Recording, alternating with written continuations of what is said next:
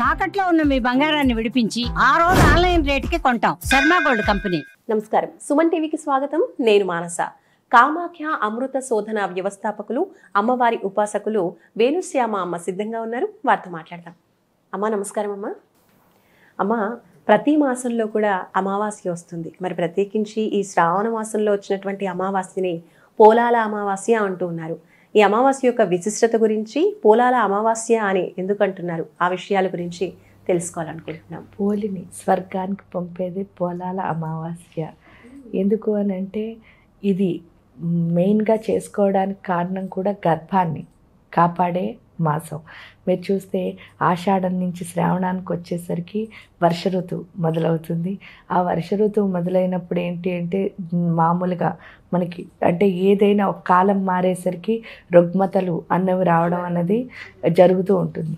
దానికి తోడు ఈ టైం ఏంటి అంటే వర్షాకాలంలో గర్భానికి సంబంధించిన స్త్రీలకి జనరల్గా ఏదో ఒక సమస్య అన్నది అంటే ఒక మాసం నుంచి ఇంకో మాసానికి మారేసరికి వచ్చే సమస్య ఉంది. కాబట్టి ఇక్కడ ఏం చేస్తున్నామంటే ఒక కంద చెట్టును తీసుకుని దానికి చక్కగా పూజ చేసి, అంటే దాన్నే లక్ష్మి గౌరీ కింద భావించి పూజ చేసి, నా గర్భాన్ని కాపాడు అంటే స్త్రీకి తల్లి అవ్వడం అన్నది మెయిన్ కాబట్టి ఆ తల్లిని చెయ్యి అని చేసి, అంటే నా బిడ్డల్ని, ఒకవేళ తల్లులు అయిపోయిన వాళ్ళు ఉన్నారు, వాళ్ళు ఏంటి అంటే నా బిడ్డల్ని చల్లగా చూడు అని చెప్పి చేసే అమావాస్య ఇది.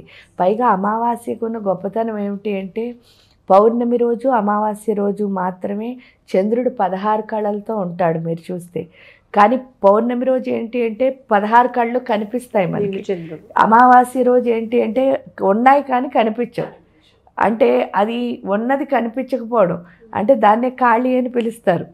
ఖాళీ ఇక్కడ ఖాళీ అంటే అర్థం ఏమిటి అని అంటే ఏమీ లేదు, ఎంప్టీనెస్, శూన్యం.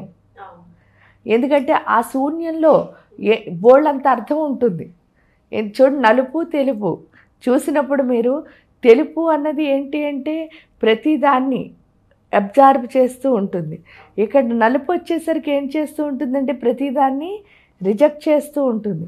అంటే అన్నిటినీ ఈ నలుపులో ఇక్కడ చూడు, ఇక్కడ కూడా ఇంద్రధనుస్సులో ఉన్న అన్ని రంగులు ఉంటాయి, ఇక్కడ అన్నీ ఉంటాయి. కానీ ఈ రంగులు ఏంటంటే కనపడవు. కనిపించకపోవడం వల్ల ఏమవుతుంది అంటే మనం ఎప్పుడైనా పనిచేసే ఒక దాన్ని పనిచేయడం ఆపించేస్తేట శరీరంలో, అంటే శరీరంలో ఒక పార్ట్ ఏదైనా వైకల్యం ఉన్నవాళ్ళని మీరు చూసినప్పుడు ఆ పార్ట్ కనుక పని చేయకపోతే మిగతా పార్ట్లన్నీ చాలా గొప్పగా యాక్టివేట్ అయిపోతాయని అంటారు. అంటే ఏదైనా ఏ వైకల్యం ఉన్నా సరే ఇక్కడ కూడా అంతే. ఏంటి అంటే మొత్తం 16 కళలు ఉండడం వల్ల చంద్రుడు దేనికి అధిపతి అంటే మనస్సుకు అధిపతి. మనస్సుకు అధిపతి అవడం వల్ల ఏమిటవుతూ ఉంటుందంటే ఒక్కొక్క తిథి మారుతున్నప్పుడు మనసులో చంచలత్వం అంటే ఫ్లక్చువేషన్స్, ఆలోచనల్లో ఈ ఆలోచనల్లో ఎప్పుడైతే ఫ్లక్చువేషన్స్ అన్న వచ్చేస్తున్నాయో దానికి ఏకాగ్రత అన్నది పోతుంది కదా. ఇక్కడికి వచ్చేసరికి ఏమవుతుంది అంటే మనం మంత్ర సాధన అందుకనే వాళ్ళు ప్రతి అమావాస్యకి ఏదో ఒక విశేషం పెట్టారు మీరు చూస్తే, సాధన చేయడం కోసమే. ఇక్కడ ఎప్పుడైతే సాధన చేస్తున్నామో ఆ చంద్రుడు ఏం చేస్తాడు, మనం ఆధ్యాత్మిక సాధన ఏది చేసినా సరే మైండ్ అన్నది ఫస్ట్ బ్యాలెన్స్ అయిపోతుంది. ఎందువల్ల మంత్ర సాధన అన్న దాంట్లో ఉన్నది ఏంటి అంటే మనస్సుని నిశ్చలంగా మార్చడం.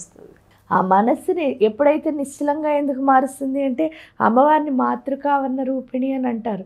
ఈ 51 అక్షరం ఏదైతే ఉందో వాటిని చదవడం ద్వారా మన శరీరంలో ఏమవుతోంది అని ఒక్కసారి చూస్తే అమ్మవారి యొక్క స్వరూపం ఏర్పడుతుందిట. అందుకే మాతృకావర్ణ రూపిణి. అప్పుడు ఈ అక్షరాలు చదవడం ద్వారా ఏమవుతుంది, మంత్రం చదవడం ద్వారా మొత్తం శరీరంలో ఎప్పుడైతే ఆవిడ రూపం ఏర్పడిందో మైండ్ అన్నది నిశ్చలంగా మారిపోతుంది. అది ఈ అమావాస్య రోజు చేస్తే మరింత తొందరగా ఫలితం అన్నది వస్తుంది. ఎప్పుడైతే తొందరగా ఫలితం వచ్చిందో అది రావడం ద్వారా ఏమవుతుంది అని అంటే మన మనస్సు పూర్తిగా నిశ్చలం అయిపోవడం వల్ల మిగతా పార్ట్లన్నీ అవి ఎలా పనిచేయాలో అలా పనిచేస్తాయి. అంటే ఇక్కడ ఒక్కొక్క దానికి ఒక్కొక్క జ్ఞానం ఉంది. అది వదిలేయడానికి కారణం ఏంటి అంటే మనకి దేవుడు వాక్ ఇచ్చింది కూడా ఎందుకు, 2 విషయాలకి. ఒకటి మనకి తెలుసున్నది అందరికీ చెప్పడానికి, తెలియంది తెలుసుకోవడానికి. ఆ 2 చెయ్యం, మిగతా పనులన్నీ చేస్తాం ఆ మాటతో. చేయడం వల్ల ఏమవుతుంది, ఎంత ఉన్నామో అంతే ఉంటున్నాం. అలా కాకుండా వీటికి ఏ జ్ఞానం ఉందో దాన్ని కనుక మనం చేయగలిగితే జరిగేది ఏమిటి అని అంటే, ఈ సృష్టిలో ఎప్పుడైతే ఆ జ్ఞానం ఎప్పుడైతే మనం చేస్తున్నాం అంటే, ఇప్పుడు కళ్ళు ఉన్నాయి, అవి ఎందుకు అంటే ఫోకస్ అన్నది, కానీ మనం కళ్ళతో డీవియేట్ అయిపోతూ ఉంటాం. ముక్కు ఎందుకుంది అంటే శ్వాస పీల్చడానికంటే, శ్వాస ఎప్పుడైతే పూర్తిగా అంటే రెండు బ్యాలెన్స్గా వస్తుందో అప్పుడు పూర్తి బ్యాలెన్స్ అనేది మన లోపల వచ్చేస్తుంది. ఇది నాలుక. రుచి అంటే ఏంటి? లిమిటేషన్. అంటే నాకు ఇదే, నా టేస్ట్ ఇది అంటే తిన్న ఉప్పు కారం ఆ రుచులు కాదు, డ్రెస్సులు వేసుకోవడం లేకపోతే షూస్ ఏదైనా రుచే. ఈ టేస్టులు ఎన్ని పెట్టుకున్నామో అంత మన బాడీకి లిమిట్ అయిపోతున్నాం. ఇక్కడికి వచ్చేసరికి ఏమవుతుంది అంటే ఆ లిమిటేషన్ నుంచి అన్లిమిటెడ్కి వెళ్ళాలి అంటే జిహ్వచాపల్యం వదిలేయాలన్నారు. అంటే టేస్ట్ అనేది వదిలేయాలి. అన్నీ మన టేస్ట్లే. ఎందువల్ల అంటే మీరు పలానాదే కట్టుకుంటాను అని అన్నారు అనుకోండి, మిగతా ఏది మీరు ఎంజాయ్ చేయలేరు. అదే అప్పుడు ఏది ఉంటే అది చేసాం అనుకో, ఈ సృష్టిలోని అంటే ప్రకృతిని ఎంజాయ్ చేయాలి అంటే టేస్ట్ ఉండకూడదు. అర్థమై అంటే ఒక్కొక్క పార్ట్కి ఆ విలువ ఉంది. ఇప్పుడు కళ్ళే ఫోకస్ అంటే మనం ఏది చేయాలన్నా ఏకాగ్రత చాలా ముఖ్యం. మరి డీవియేట్ అయిపోతే ఏకాగ్రత ఎలా వస్తుంది? అందుకని అమావాస్య రోజే పండగ పెట్టడానికి కూడా చాలా పండగలు మీరు చూస్తే విశేషమైన దినాలు అమావాస్యల్లో చాలా వస్తాయి. ఆషాఢ అమావాస్య అనుకోండి, లేకపోతే ఈ శ్రావణ ఏదైనా కార్తీక మాసంలో వచ్చే అమావాస్య, ప్రతీదీ ఎందుకు అలా పెట్టారు అని అంటే ఆ అమావాస్యతో మనం ఎప్పుడైతే సాధన చేస్తున్నామో దాని ద్వారా మనస్సు అన్నది అంటే మైండ్ అన్నది బ్యాలెన్స్ అవుతుంది. మైండ్ బ్యాలెన్స్ అయితే మనం అనుకున్న ప్రతీదీ సాధించవచ్చు. మనకు ఫోకస్ రావడం కోసం పెట్టినవే ఇవి. అంటే ఏకాగ్రతని పెంచడం కోసం పెట్టినవే ఈ అమావాస్య పూజలు ఏదైనా కూడా. మరి పోలాల అమావాస్య రోజమ్మ ఏ విధంగా పూజించుకోవాలి? మీరు అన్నట్టు సంతానం కలగడానికి కావచ్చు, లేదంటే కలిగిన సంతానం ఆయురారోగ్యాలతో చక్కగా ఉండాలంటే ఈ అమావాస్య రోజు ఏ విధంగా పూజించుకోవాలి? అమావాస్య రోజు ఏం చేస్తారు అని అంటే, వాళ్ళు కంద చెట్టును తీసుకొచ్చి దానిలో దేవతను ఆవాహన చేసి దానికి ఒక పూజా విధానం ఉంటుంది. ఆ తర్వాత కథ చదవడం ద్వారా ఆ అక్షంతలు ఎప్పుడైతే తలపైన వేసుకున్నామో దాని ద్వారా ఈ సంతానానికి మంచి జరుగుతుంది అని చెప్పడం మనం అక్కడ వింటాము. ఆ కథని చక్కగా శ్రద్ధాభక్తులతో, దేనికైనా ఏకాగ్రత అన్నది చాలా ముఖ్యం కాబట్టి ఆ పూజ చేసినంతసేపు, నేను చెప్పేదైతే ఏ రోజు పూజ చేసినా సరే, పూజ 5 నిమిషాలు చేస్తారా, అరగంట చేస్తారా, గంట చేస్తారా, మీకున్న టైం ఎంత ఉంటే అంత చేయండి. కానీ ఆ చేసిన కాసేపు మాత్రం ఇంకా దేని మీద శ్రద్ధ లేకుండా అక్కడ చేస్తున్న పూజ మీద మాత్రం శ్రద్ధ పెట్టి, అది 5 నిమిషాలైనా పర్వాలేదు, అట్లీస్ట్ 3 నిమిషాలైనా పర్వాలేదు, కానీ ఆ దేవత మీద శ్రద్ధతో చేస్తే ఆ పూజ యొక్క ఫలితం ఏమిటి అంటే మన మనస్సు ప్రశాంతంగా మారుతుంది. పైగా అక్కడ టైం పెట్టడానికి అస్సలు బాధపడద్దు.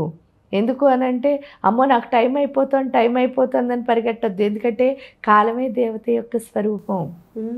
కాబట్టి మీరు అక్కడ ఆ పెట్టిన 5 నిమిషాల టైము మీకు ఇంకొక గంటలో ఉపయోగపడుతుంది. ఎందుకంటే మీరు ప్రతి చోట ఒక గంట చేసే పని అరగంటలో చేశారనుకోండి, ఈ 5 నిమిషాల వల్లే అది జరుగుతుందన్నమాట. చాలా టైం సేవ్ అవుతుంది కదా. అప్పుడు మీరు బోల్డని గొప్ప పనులు చేయొచ్చు. అది చేయాలి అంటే రోజుకి అట్లీస్ట్ 20 నిమిషాలైనా దేవుడి దగ్గర ప్రశాంతంగా ఉండడానికి ట్రై చేస్తే చాలు. కానీ ఫస్ట్ 20 నిమిషాలు అవ్వట్లేదు, నాకు కంగారు వచ్చేస్తుందని అనిపించింది అనుకోండి, 5 మినిట్సే. తర్వాత 10 మినిట్స్ మార్చుకోండి. ఆ 10 మినిట్స్ని 20 మినిట్స్ కింద మార్చుకోండి. ఆ తర్వాత అదే పెరుగుతుంది.